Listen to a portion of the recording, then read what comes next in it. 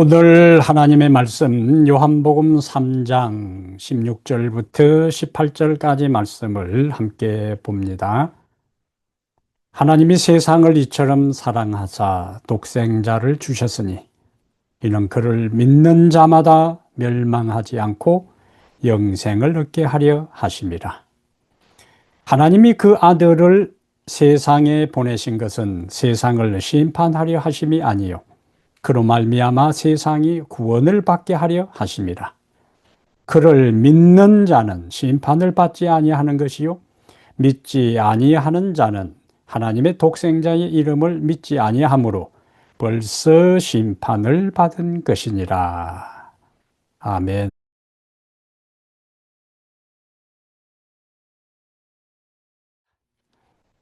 여러분, 지난 한 주일도 주님 안에서 평안하셨습니까? 세상의 상황을 보면은 평안과 기쁨, 안심, 마음의 여유를 이야기하기는 어려운 시대를 우리는 살아갑니다. 이렇게 혼란하고 어지럽고 세상 도처에 재난과 기상이변과 전쟁의 소식이 꼬리에 꼬리를 물고 일어나는 이때에 그럼에도 불구하고 하나님께서 오늘 우리에게 이 안식일을 맞이해서 하늘의 평안과 기쁨과 안식의 은혜를 허락해 주시기를 간절히 바랍니다. 오늘 우리가 다시 살펴볼 하나님의 말씀은 요한복음 3장 16절부터 18절까지 말씀인데요.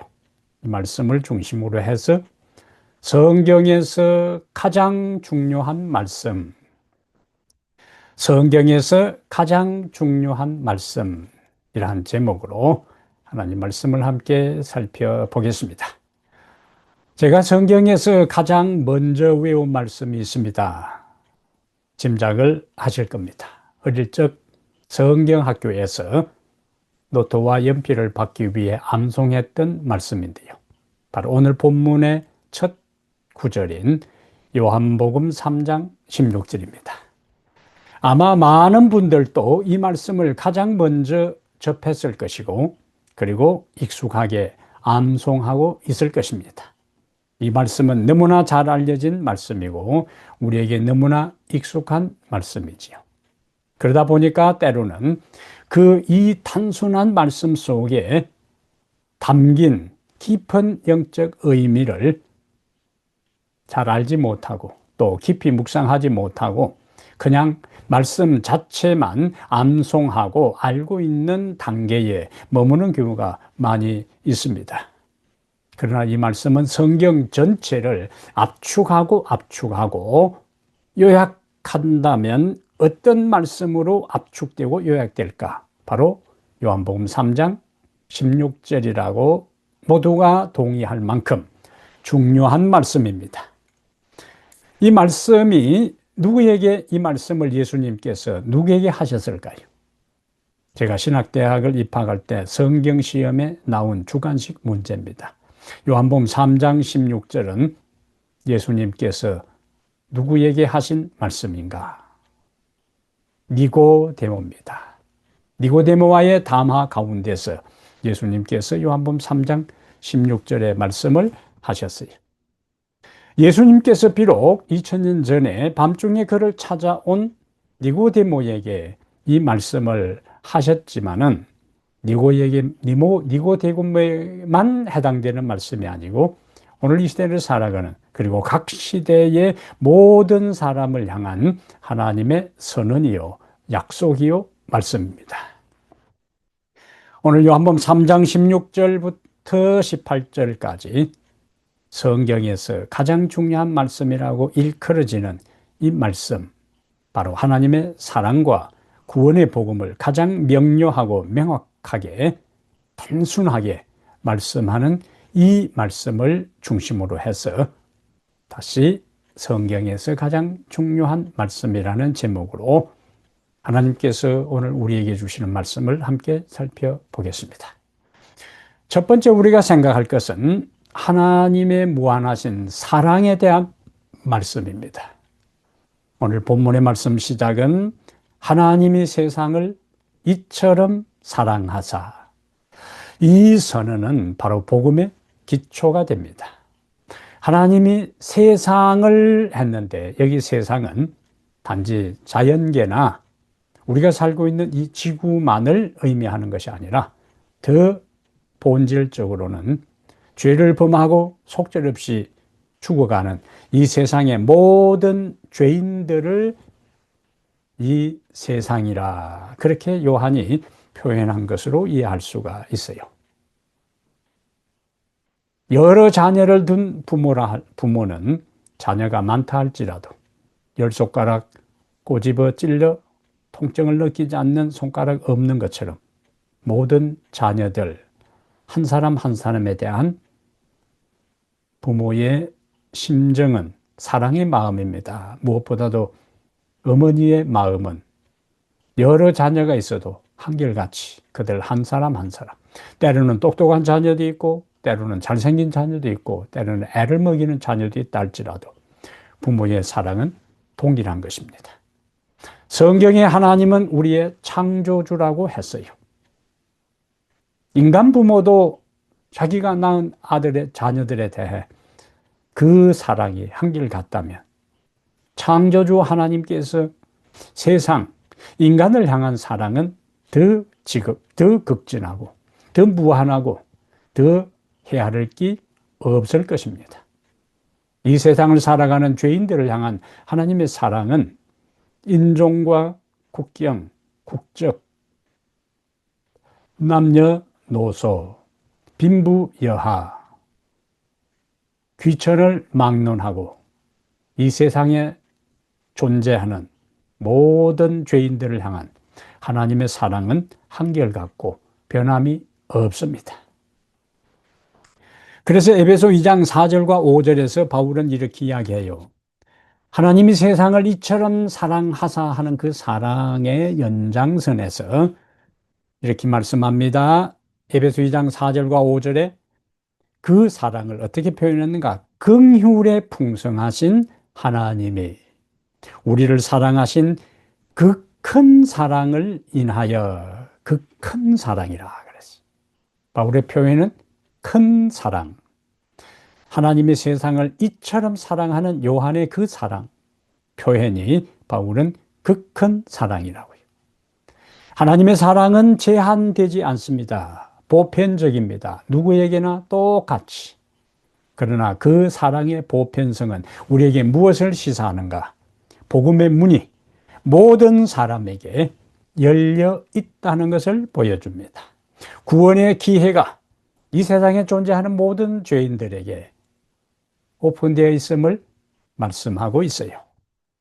그 하나님의 사랑은 죄인된 자가 하나님의 사랑을 간구하고 사랑해 달라고 애원하고 요청해서가 아니라 바울은 로마서 5장 8절에 우리가 아직 죄인 되었을 때에 하나님을 찾지도 아니하고 하나님께로 돌아오지도 않고 하나님의 필요를 느끼도 아니하는 죄인 되었을 때에 그리스도께서 우리를 위하여 죽으사 하나님께서 우리에 대한 자기의 사랑을 확정하셨다고 바울은 선포하고 있습니다. 여기 정로의 계단에서 엘렌 G. 화이트는 정로의 계단 14페이지에서 이렇게 주옥 같은 말씀을 우리에게 주셔요. 조금 길지만은 제가 인용을 해 보겠습니다. 하나님께서는 당신의 독생자를 주심으로써 당신의 사랑을 우리에게 나타내셨다. 그리스도께서 세상에 오셔서 우리의 죄를 지시고 우리의 자리를 대신하셔서 죽으심으로 하나님께서 인류에 대한 당신의 사랑을 나타내셨다. 정로계단 14페이지에 있는 말씀입니다. 그래서 오늘 본문 요한복음 3장 16절에 하나님이 세상을 이처럼 사랑하사, 이처럼이라는 표현 자체는 하나님의 사랑의 정도, 하나님의 사랑의 그 강도를 말씀하고 있어요. 이처럼입니다. 이처럼. 그래서 바울은 에베소 3장 18절과 19절에 하나님의 사랑의 범위, 정도, 강도를 이렇게 표현해요. 모든 성도와 함께 지식에 넘치는 그리스도의 사랑을 알아 그 너비와 길이와 높이와 깊이가 어떠함을 깨달아야 된다고 강조하고 있는 것입니다. 하나님의 사랑의 길이와 넓이와 높이와 깊이, 하늘에 이르러도 하나님의 사랑은 더 높고 땅속 깊은 곳에 내려간다 할지라도 하나님의 사랑은 더 깊고 더 넓고, 이것을 우리가 깨달을 때에 하나님의 사랑의 만분의 일이라도 우리가 깨닫게 된다면 하나님을 향한 감사와 그 하나님을 또 사랑하게 될 것입니다. 나아가 나 같은 사람을 하나님께서 이렇게 사랑하신다면 내 주변의 사람들도 하나님이 사랑할 것이기 때문에 나도 하나님이 사랑하는 그 영혼들을 사랑해야 한다는 것을 깨닫게 되고, 하나님의 사랑에 힘입어 내 주변 사람들을 사랑할 수 있게 되는 그와 같은 변화가 우리들 가운데서 일어날 수가 있습니다. 우리 자녀들이 성장하면서 우리를 향한 부모의 사랑을 깨달을 때 비로소 그 사랑에 감격하고 어떻게든지 은혜를 갚으려고 애쓰고 내가 그 부모님의 기대에 어긋나지 않는 인생을 살아야 되겠다는 그 마음의 결심과 각오가 부모가 나를 향한 사랑을 깨달을 때에 그와 같은 마음의 다짐과 행동의 변화가 일어나지 않습니까? 하나님이 우리를 향한 사랑과 우리를 향한 돌보심과 은혜에 대한 깨달음이 있는 것만큼, 깨달음의 정도만큼 우리는 하나님을 사랑할 수 있어요. 그 사랑은 우리의 사랑이 아니라 하나님의 사랑이 우리를 통하여 다시 하나님을 사랑하도록 하는 원동력이 되고 능력이 되는 것입니다. 오늘 하나님의 성령께서 우리의 무뎌진 마음에, 우리의 아둔한 마음에 하나님의 사랑의 만분의 일, 천만분의 일이라도 깨달아 그 사랑에 감사하고 그 은혜에 고마움을 느끼고 그분을 사랑할 뿐만 아니라 내 주변의 사람들을 사랑하는 그와 같은 근본적인 변화가 우리의 신앙생활 가운데서 일어나게 되기를 바랍니다. 그것이 오늘 우리에게 주는 첫 번째 메시지. 두 번째, 오늘 본문이 우리에게 주는 또 생각하게 하는 여지가 있는 말씀이 있습니다. 하나님의 놀라운 선물에 대한 이야기입니다. 하나님의 사랑은 추상적인 감정에 단지 머물지 않고 역사 속에서 구체적인 행동으로 나타났어요. 하나님이 세상을 이처럼 사랑하사는 그 사랑은 막연한 추상적인 개념의 사랑이 아니고 독생자를 주는 사랑, 행동하는 사랑으로 나타났어요. 그래서 어떤 사람은 사랑은 명사가 아니고 동사다라는 표현도 했습니다. 독생자를 주셨다 할 때의 그 독생자의 의미는 유일하다 하는 의미보다 가장 귀하고 소중한 존재라는 의미가 더 서며 있어요.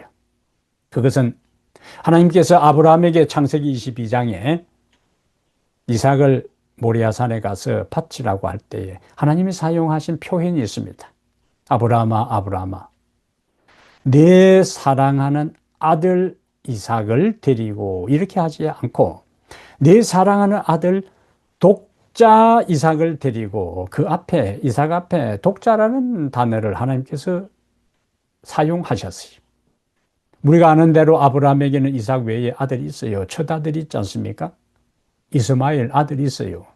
그럼에도 불구하고 하나님은 독자 이삭이라고 하신 것은 아브라함에게 있어서 이삭은 자신의 분신과 같은, 자신의 생명과도 바꿀 수 없을 정도로 가장 귀중하고 소중한 존재였어요. 그런 측면에서 네 사랑하는 아들 독자 이삭을 데리고, 그 창세기 22장의 스토리는 요한복음 3장 16절을 표상하는 이야기였습니다. 하나님이 세상을 이처럼 사랑하사 독생자를 주셨으니, 독생자, 독자, 가장 귀하고 소중한 것. 사랑은 그래서 명사가 아니고 동사요. 그 동사 가운데서 주는 것이고 가장 귀하고 소중한 것을 주는 것이 바로 사랑입니다. 그래서 옛날에 몇십 년 전에 나왔던 복음송가 가운데 사랑은 모든 것을 주는 것이라는 가스펠송이 있는 것처럼 사랑은 모든 것을 다 주는 것, 전부를 주는 것, 귀중하고 소중한 것을 주는 것. 아브라함이 이삭을 모리아산에서 제물로 바치려고 했던 그것은 아브라함 삶 전부를, 아브라함의 인생 전부를 하나님께 드린 것과 마찬가지로 하나님이 죄인을 구원하기 위해서 예수 그리스도를 우리에게 주신 것은 하늘 전부를 주신 것과 다를 바가 없습니다.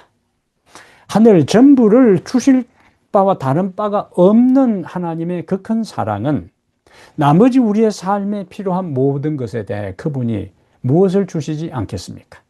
그래서 바울은 로마서 8장 32절에 자기 아들을 아끼지 아니하시고 독생자요, 가장 소중하고 귀중한 그 아들을 아끼지 아니하시고 우리 모든 사람을 위해 내주시니가 어찌 그 아들과 함께 모든 것을 우리에게 주시지 않겠느냐라고 말씀하는 것입니다. 하나님이 독생자 예수 그리스도를 죄인된 우리를 위하여 주셨다는 것은 나머지 우리의 삶에 필요한 모든 것을 그분은 공급하실 수 있는 분임을 우리에게 웅변적으로 보여주고 있어요. 오늘 말씀에 이어서 보면은 하나님께서 그 아들을 우리에게 보내신 것은 우리를, 인간들을 심판하시기 위함이 아니라고 했습니다. 요한복음 3장 17절에 하나님이 그 아들을 세상에 보내신 것은 세상을 심판하려 함이 아니요 무엇이라고요? 그로 말미암아 세상이, 죄인들이 우리가 구원을 받게 하려 함이라고 분명하게 말씀을 하고 있습니다. 하나님은 우리를 정죄하시는 분이 아니라, 하나님은 우리를 심판하기 위하신 분이 아니라 모든 사람이 그분의 가장 소중하고 귀한 예수 그리스도를 통하여 구원을 얻는 것이 하나님의 마음의 본심이요, 진심이요, 하나님께서 우리를 향하신 소망인 것입니다.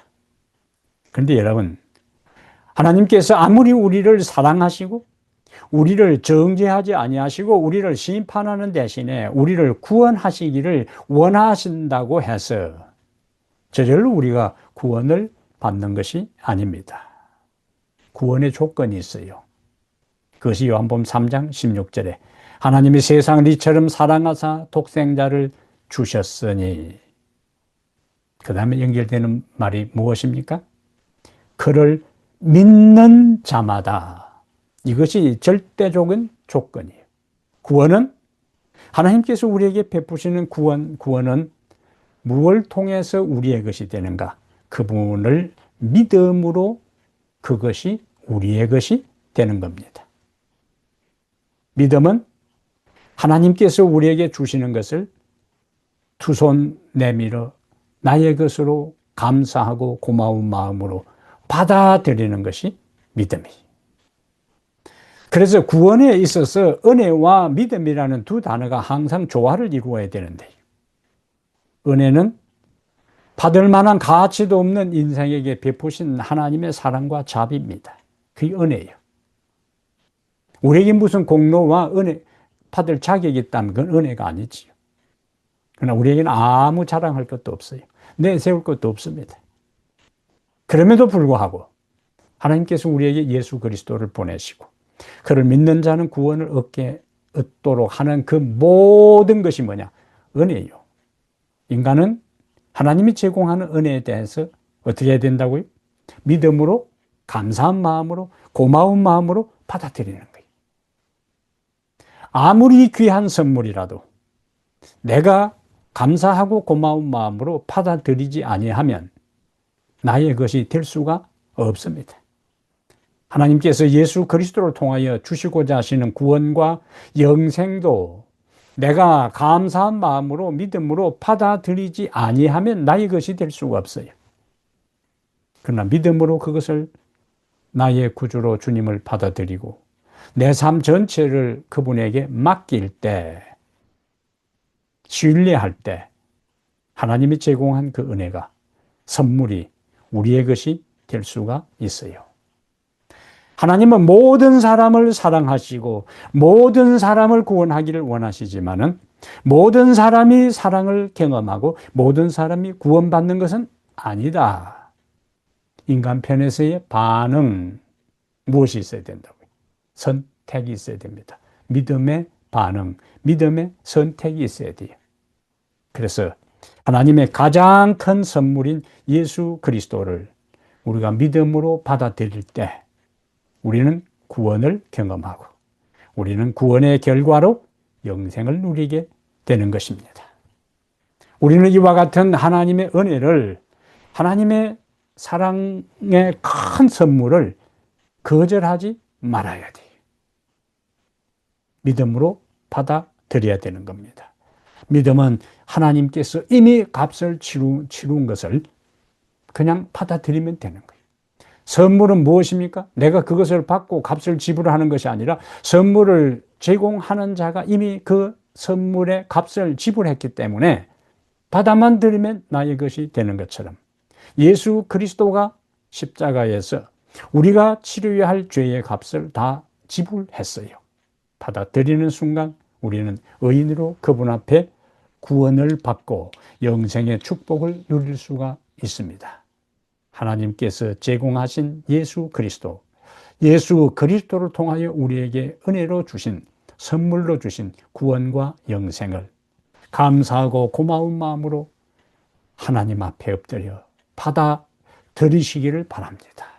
그때에 그리스도는 우리에게 가장 큰 선물이요, 구원과 영생의 은혜를 주실 것입니다. 오늘 바로 여러분의 두 손을 펼쳐서 주님 주시는 그 선물을 믿음으로 받아들이는 은혜를 누리게 되기를 바랍니다. 세 번째 말씀이 중요한데요. 구원과 심판의 갈림길에 대한 말씀을 오늘 주십니다. 앞에서 우리가 봤던 것처럼 하나님이 아들을 세상에 보내신 이유는 세상을 심판하려 하심이 아니요 그로 말미암아 세상이 구원을 받게 하려 하심이라고 3장 17절에 언급하고 있어요. 구원을 받기를 원하신다. 하나님은 우리에게 기대한 우리를 정죄하고 우리를 심판하고 우리를 최종적으로 멸망시키는 것이 하나님의 계획이 아니고 우리가 구원받도록 하기 위해 그리스도를 보내셨고 우리가 그리스도를 믿음으로 구원받기를 원하신다는 거예요. 신약의 이 가르침은, 이 진리는 구약의 에스겔서를 통해서 이미 하나님께서 말씀하신 진리입니다. 에스겔 33장 11절에 나는 악인이 죽는 것을 기뻐하지 아니하고 그 악인이 그의 길에서, 불신의 길에서, 죄의 길에서 돌이켜 떠나 사는 것을 기뻐하노라고요. 이게 하나님의 본심이에요. 하나님의 진심입니다. 하나님의 마음이요. 디모데전서 2장 4절에도 바울은 동일한 사상을 이야기합니다. 하나님은 모든 사람이 구원을 받으며, 하나님의 마음이요. 자식이 10명이든 20명이든 부모 입장에서는 그 자식이 다 잘 되기를 기대하는 것처럼 몇 명 잘 되니까 괜찮다라고 하는 부모가 이 세상에 어디 있겠어요. 모든 자녀가 다 잘 되는 것은 아니라 할지라도 일단 부모의 기대는 자신 낳고 양육하고 키운 자녀들이 다 잘 되기를 원하는 겁니다. 우리 하나님의 마음은 이 세상에 사는 모든 사람이 구원을 받으며 예수 그리스도의 진리와 하나님의 진리를 깨닫고 그 진리를 따라 살아가기를 원합니다. 이것이 하나님의 본심이라고 해요. 받아들이는 사람은 구원을 받는 것이고 받아들이지 않는 사람은 심판을 받습니다. 그래서 구원과 심판은 어디에서 갈라지는가? 믿음의 여부에 따라서 갈라집니다. 믿느냐 믿지 않느냐에 따라서 구원, 영생, 심판, 정죄, 파멸, 멸망.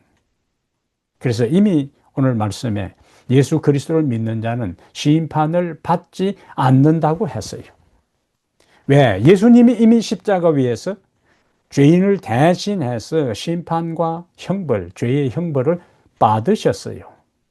그 예수를 믿는 자에게 로마서 8장 1절에 그러므로 이제 그리스도 예수 안에 있는 자에게는 결코 정죄함이 없다라고 선포하고 있는 것입니다.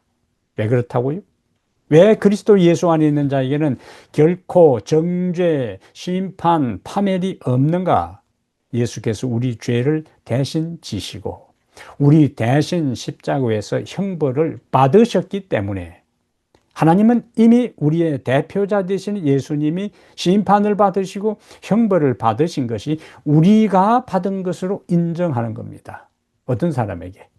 예수님이 나를 위해 십자가에 돌아가시고 내 죄 때문에 하나님에게 심판을 받으시고 형벌을 받으셨다는 사실을 받아들이면 우리는 이미 심판을 받은 것으로 인정해 주신다는 놀라운 진리가 바로 성경의 가르침입니다. 우리가 이해하는 대로 하나님은 사랑과 공의의 하나님이잖아요. 그 사랑과 공의가 어디에서 온 우주 앞에 드러났는가? 십자가입니다. 십자가. 하나님은 공의의 하나님이세요. 공의라는 것은 법대로 하는 겁니다. 하나님이 사랑의 하나님이라고 해서 죄인된 자를 그냥 봐주고 그냥 구원하면 안 돼요. 그러면 하나님의 품성에 공의에 문제가 생깁니다. 질서가 깨지는 겁니다. 원칙이 무너집니다. 그래서 죄를 범한 인생을 무작정 사랑의 하나님이기 때문에 봐주고 용서하고 그냥 다음엔 절대로 그렇게 하지 말라. 이번에 내가 구원해 준다. 그렇게 유야무야 얼렁뚱땅 대강대강 넘어가서는 안 되는 겁니다. 죄에 대한 하나님의 법을 어긴 것에 대해 반드시 누군가 책임을 져야 하는 겁니다. 예수님께서 인간을 창조한 것에 대한 창조주로서의 책임을 지시고 십자가에 인간을 대신해서 인간이 범한 죄에 대한 대가를 지불하셨어요. 하나님의 공의가 충족된 것입니다. 그리고 이제 하나님은 그 십자가의 원리를 받아들이는 사람에게 구원의 기회를 주신 거예요. 사랑의 하나님입니다. 십자가는 하나님의 사랑과 공의가 첨예하게 대립되는 현장이 아니라 하나님의 사랑과 공의가 절묘한 조화를 이루어 우주 앞에 하나님은 사랑의 하나님이시고 하나님은 공의의 하나님이시라는 사실을 온 천하 만국의 우주 앞에 선포한 것입니다. 그런데 이 사실을 받아들이지 않는 사람은 심판을 받는 거예요. 정죄를 당하는 겁니다.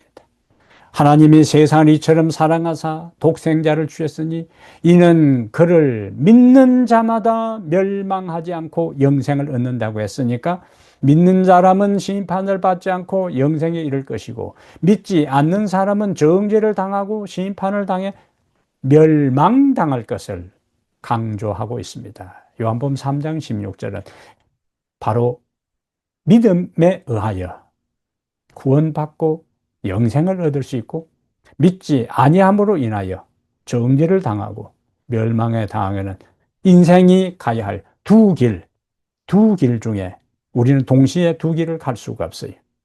갈림길에서 한 사람이 갈림길에 섰을 때에 동시에 두 길을 갈 수는 없습니다. 어느 길이든지 둘 중에 하나는 선택해야 돼요.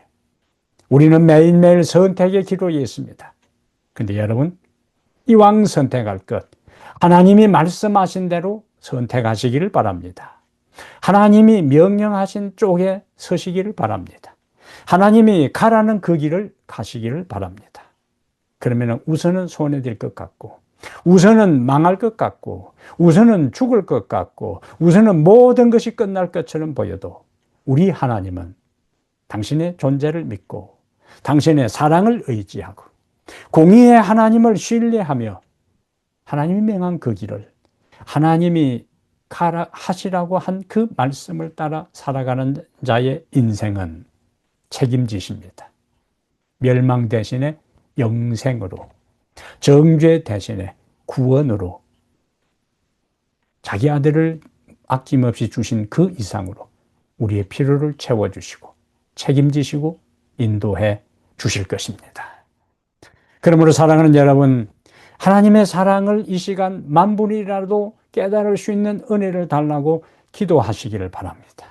그 사랑이 깨달아진다면 그 사랑의 연장선에서, 이해하는 연장선에서 하나님을 사랑하신 이것이니 우리가 그의 말씀을 순종하는 것이라고 했으니 말씀을 따라 순종할 수 있는 은혜와 능력을 달라고 또 기도하시기를 바랍니다.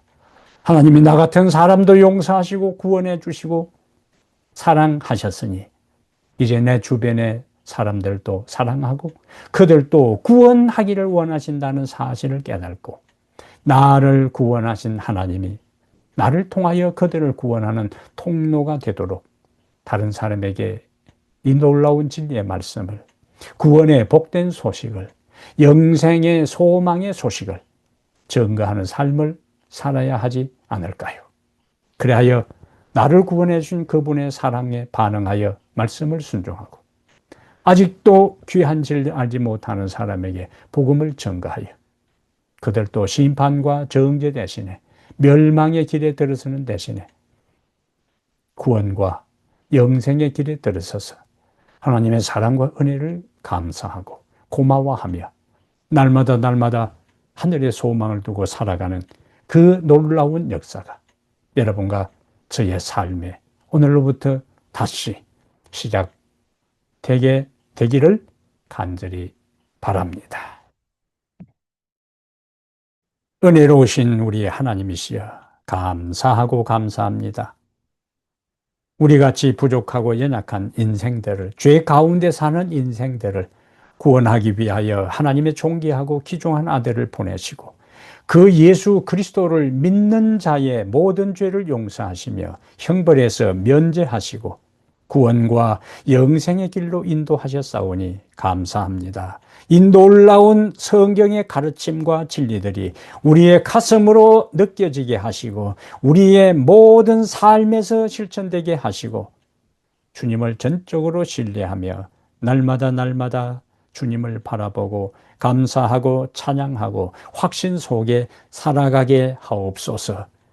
세상에 온갖 재난이 연속하여 일어납니다. 전쟁이 꼬리에 꼬리를 물고 일어납니다. 우리의 마음에 하늘의 평안을 주시옵소서. 주의 거룩한 손길로 날마다 우리를 일으켜 세우시며 주님 명하신 그 길을 순종하며 가게 해 주시옵소서. 우리 주 예수님 이름으로 기도합니다. 아멘.